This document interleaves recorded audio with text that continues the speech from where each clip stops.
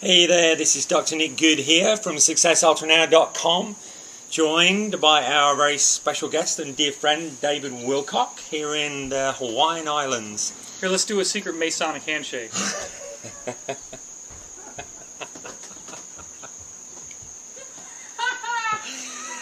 Yeah, so we're sending you many blessings, aloha and goodwill for we have an amazing time here, haven't we, for the last... How long have you been here now?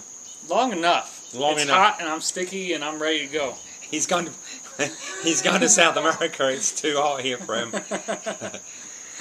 So no, it's been good. I've had a lot of fun, and you guys have a wonderful community built here, and it's been really enjoyable to see just nature in its most vibrant and colorful form. You know, Kauai apparently is the garden island of Hawaii. It's got all the flowers and all the lush vegetation, and it's been very rewarding.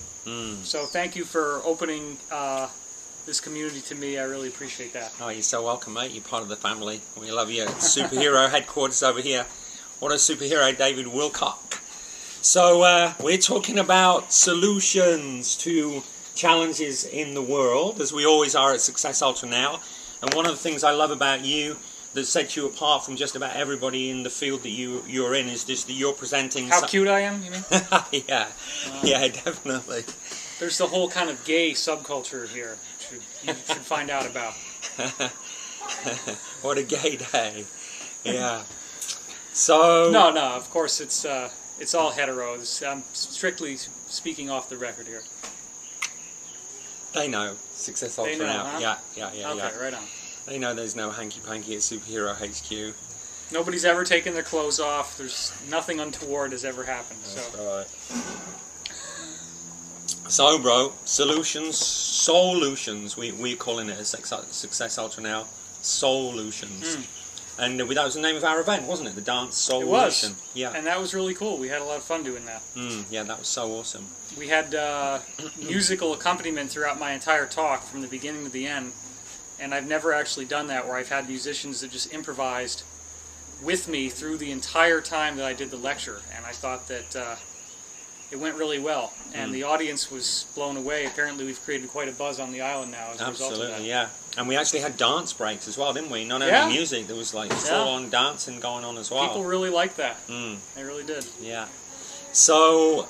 one of the things that we're really into at Success Ultra Now is this superhero psychological conditioning protocols, and I really wanted just to get your comment on this as a format, because what it basically takes into consideration is that there is an infinite power, there's an infinite intelligence within us, and that that life is basically designed for this infinite intelligence to express through us in the world of form.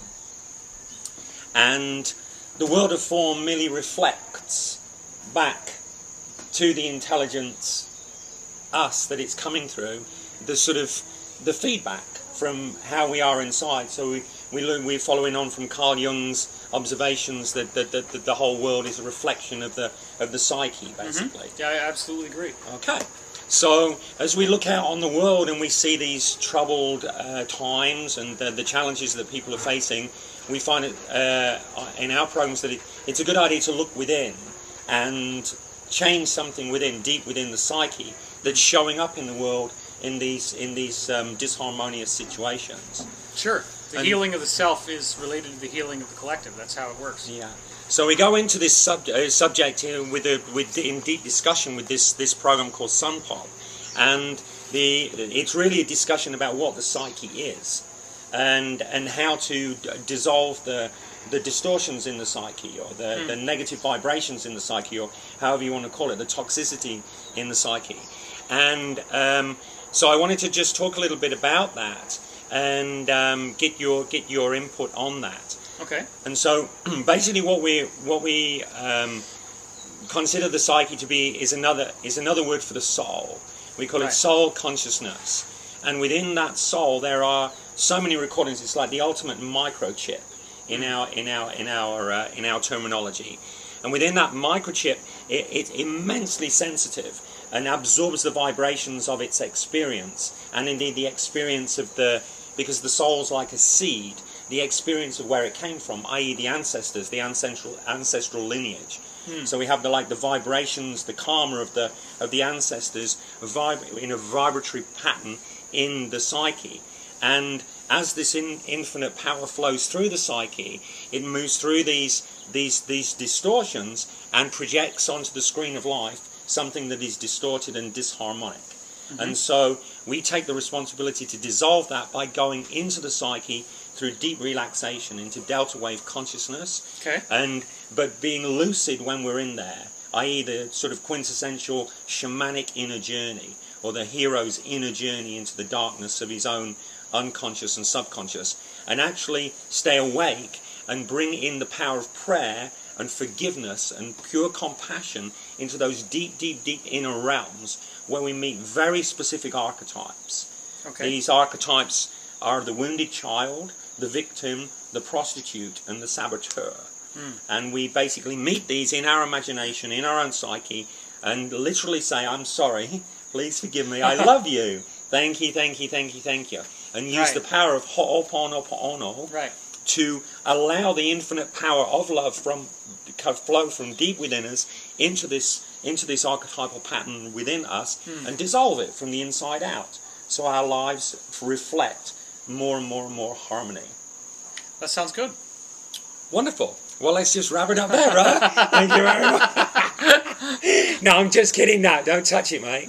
I'm just kidding, bro.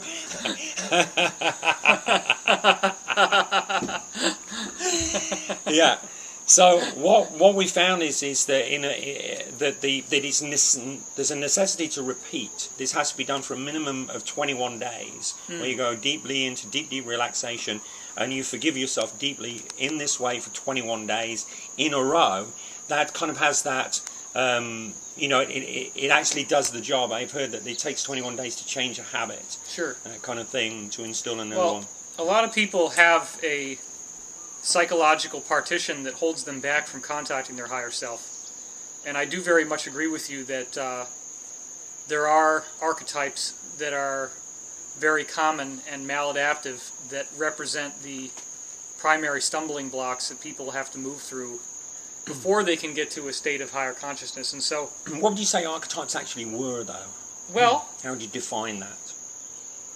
There are certainly different ways to do that. I pretty much just go back to the core of all of it, which is what I call the original wound.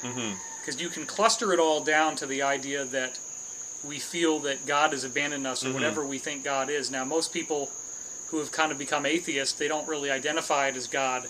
They just identify it as like a loving presence or some sort of nurturance in their life that they feel is lost, that they can't trust the universe, they can't trust providence, they can't trust good luck to happen. And so I haven't really tried to boil it down into archetypes like you've just said per se, as much as what I do is to keep going back to the parents, the core issues that you came in with from before you were born. Obviously you chose your parents, you chose the situations that you're going to experience. And the most common running joke in my work when I used to do counseling with people was that they would say they wanted to meditate, but that every time they try to meditate, they'd think about all this junk in their life, quote unquote. And then they'd act as if that junk in their life was some sort of distraction or obstacle, that all they wanted to do was get to this place where their mind was clear. And I couldn't help but laugh after a while, because the junk in their life is the stuff that must be cleared before you can access your higher self. Yeah, absolutely. So it sounds like what you've done here is to kind of objectify some of the principal stages of that process, of the voices that come up and the things that you're going to have to deal with. Exactly, when you go in there. and the behaviour that manifests as a consequence of that. In our book, archetypes are just merely patterns. They're just like sort of frequency patterns, distortions, and consciousness is like the invisible energy that's running through those invisible patterns, and just gets distorted as it flows through, disharmony and distortion. Right. And I agree with you. There is an original wound, and the wonderful thing is that that this wound is, the healing of it is accessible from within us, and I'd even venture to say that it is. We're all going to have to heal it ourselves, you know, one way or another. And I feel that there's a tremendous shift going on in the world as, you know, we move out of this egocentric victim consciousness thing where we're looking for the big daddy solution, you know, the government's going to help, or, right. you know, organized religion is, or the savior out there, or now, you know, the ETs are coming to save us, or whatever it is, something out there is going to save me. This shift into, oh, we are the ones that we've been waiting for, the Hopi Indian prophecy, isn't it? So getting into that deep understanding of it, and realizing that the depth of ourselves. One of the things that fascinated me, because I did a tremendous amount of research in the mind control programs, all the Montag stuff, and remote viewing, and lots and lots and lots of other stuff as well. And the sort of the common theme of everything that was occurring in terms of programming, positively or negatively, had to occur in deep relaxation, in deep delta wave states. Completely agree. We have to have more awareness of how multidimensional the self really is. We have lost touch with what happens when we fall asleep. We literally think that there's nothing that happens of any import between the time that we go to sleep and the time that we wake up, and then people call death the big sleep. So they think that they're just going to stop existing. Yeah.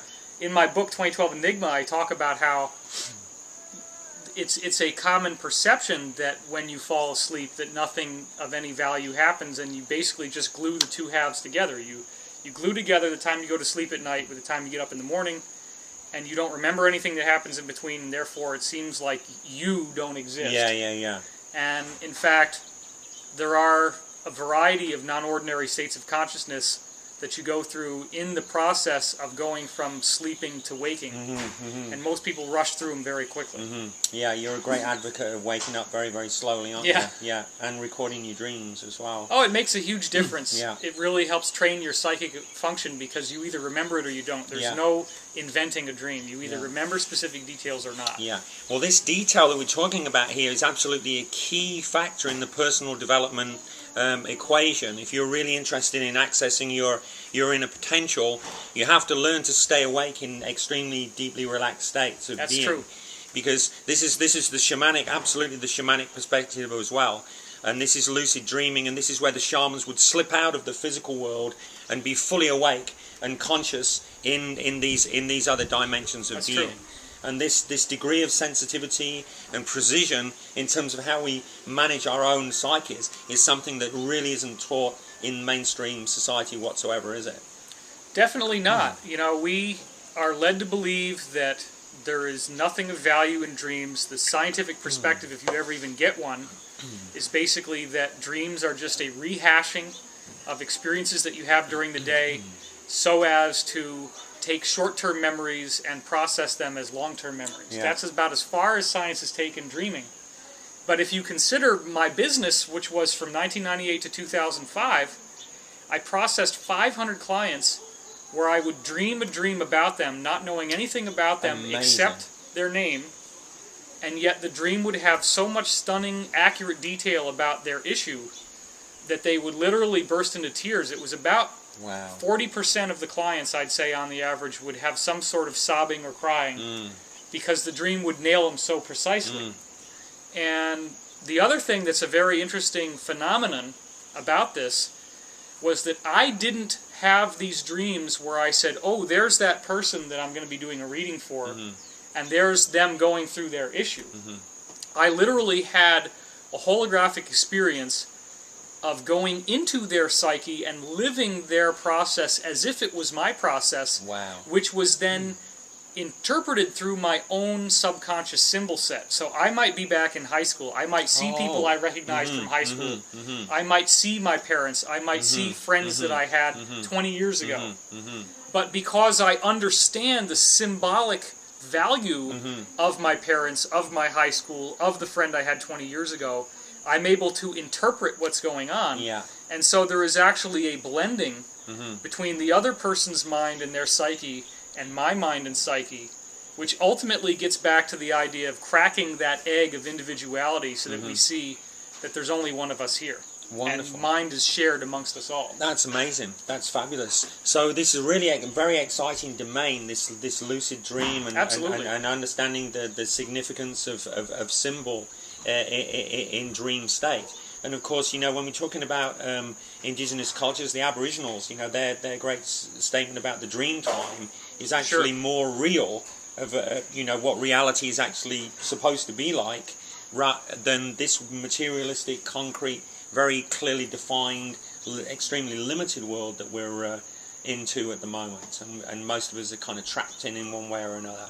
So there's a fascinating possibility, as I see it, as 2012 approaches, and this epoch, you know, the sort of the real experience that's coming through becomes more and more and more tangible. Is this, as life becomes more and more, how can we say that, you know, a little trippy, a little, you know, mysterious and supernatural, so to speak. Are you experiencing those kinds of things regularly in your life? If I don't have synchronicity, then I know I'm not on the right track. So for me, synchronicity is a reflection of the fact that I'm on my soul's purpose. Yeah. And if I start to not have anomalous things happening on a daily basis, such as randomly looking at the clock and it'll say 333 or 1212 or 1111 or something like that. I've been getting a lot of that just lately as well. If I don't have those happen at least 3 or 4 times a day, then I know that there's probably something that's not in alignment. And again, if you try to regimentalize your life too much, you're not going to be as spontaneous, and you're not going to have as many of these things happen. And so part of what was an important part for my journey was that I did become self-employed in July 1998. I did not have to work for a corporation. I did not have to get up at 7 o'clock in the morning and be there at 8:30 and work a full day and come home and have that whole structure anymore. That's wonderful. And in fact, up until I got a GPS, I would often get lost driving somewhere I needed to go, only to find out that as a result of being lost, that when I finally got there, that there'd be like 888 on my odometer. Wow. That happened a lot. Wow. So you got lost for 888 miles? Well, no, I'm saying that there was seemingly random mistakes that I made in my driving, which ended up that by the time I got where I needed to be, that my odometer would be perfectly aligned with a numerical pattern. And that happened over and over and over and over again. And so I finally just said to the universe, look, it's too important for me to be on time for that lesson to keep coming in. So, but it still happens anyway. Now I'll be shopping and I'll say, oh, let me go over to the post office. And just because I make that diversion, when I get home, boom, 333 on the odometer. And again, you know, some people think that it's a ridiculous, asinine approach, that people are just looking for symbolism and they're looking for meaning where there really isn't anything. But the best way I can explain this to people who don't appreciate it is that it's something that you encode. If you tell the universe that these synchronicities will happen, that they are meaningful, then they will start happening. If you blow it off, there's all these higher beings around that are not going to do that much work to give you these messages if they don't think that it's going to be of value, because it actually is a lot of hard work to manipulate you into doing these things at the right time. That's phenomenal. So, just to recap, what I'm getting from this conversation is that there is an infinite power in life, and life itself, the nature of life, the essence of life itself is truly, truly, truly wonderful, and our lives should be a reflection of that. And if they're not, which for so many of us they very definitely are not, there is something we can do about it, and that requires going within and reharmonizing in some way, changing deeply within you in some beautiful way. And one of the key factors in that is deep personal forgiveness and forgiveness in others. In the model that I like to talk about is that the consciousness, the free flow of consciousness through us, the infinite flow, the holy flow, is if we can get into forgiveness as a deep seated attitude towards ourselves, our own inner being, and forgiveness for all, it seems to dissolve the glue that keeps I as consciousness stuck in these patterns, playing out these archetypes and these unpleasant, disharmonious experiences. It seems to dissolve that glue and liberate me as consciousness somewhat, and I'm experiencing that personally, and I experience that a lot. But we have to, beyond that, as kind of like an active, dynamic practice at the moment in our lives, rather than just taking it for granted that, life's just going to sort me out or someone else is going to sort me out. There has to be some dynamic, positive, warrior-like attitude of action within me in order to come into harmony and indeed attract these supporting powers of goodness that are here to help. It's I couldn't agree more. I I think the importance of forgiveness is often underestimated when discussing metaphysics and cosmic consciousness and how we can better approach our own healing process, because ultimately